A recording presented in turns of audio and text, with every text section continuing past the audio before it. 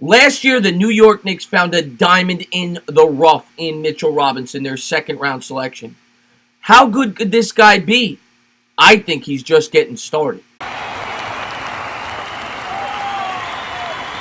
The New York Knicks were able to obtain Mitchell Robinson with the 36th overall pick last year. But Mitch was not your ordinary second-round pick. He didn't belong going there. Coming out of high school, per Rivals.com, he was ranked the 9th best player in the country and was recruited by some of the best schools the country had to offer. He decided to go to a much smaller school in Western Kentucky. Upon arriving at Western Kentucky, he said he wanted out. Who knows the reason? Maybe it was the coaching, maybe it was the team, maybe it was the campus. We don't know. Maybe it was the food. Who knows? Who cares?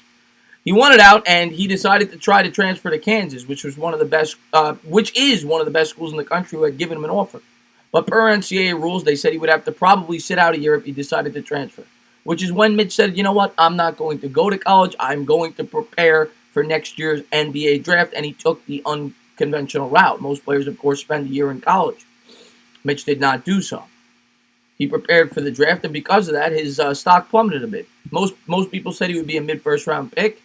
By sitting out in college, he fell to the Knicks early in the second round. And boy, are us Knicks fans happy about that, because he outperformed the guy we took at 9th overall in Kevin Knox. Now, Kevin Knox certainly can improve, and I'll be doing a video on him later in the week.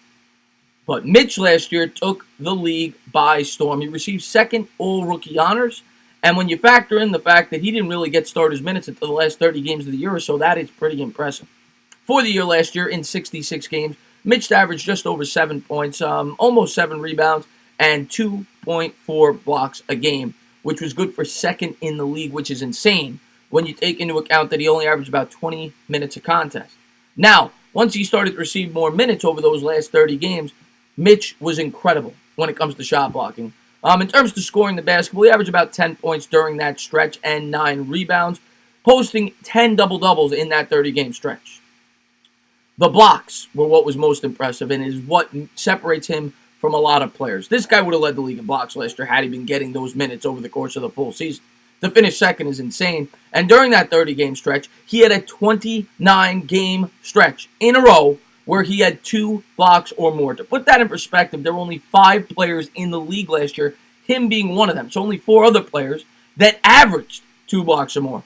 He had minimum 2 for 29 games straight, and that was good for a Knicks record, not just for a rookie, but ever. Patrick Ewing held that mark at 28, and Mitch broke it in his rookie season. He also set the rookie mark for most blocks in a season by a New York Knick, in which he eclipsed Kristaps Porzingis' mark, which is insane, being that he really, like I said, got starters minutes for about 30 games or so last year. And the scary thing about Mitch is he hasn't even grazed the surface yet.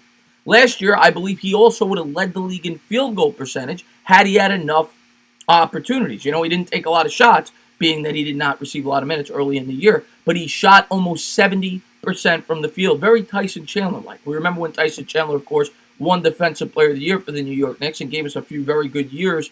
He was very similar. He would get you about 10, 11 points, 10, 11 rebounds, 2 blocks or so, and he was very efficient. He would shoot in the mid to high 60s in field goal percentage.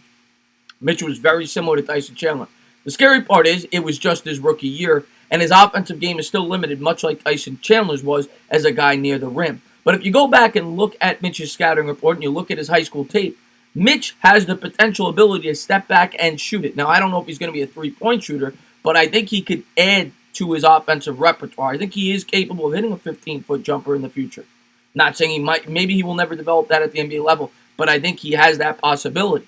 And if he could expand that part of his game, that would be devastating. It would be scary. That is when he has potential superstar potential.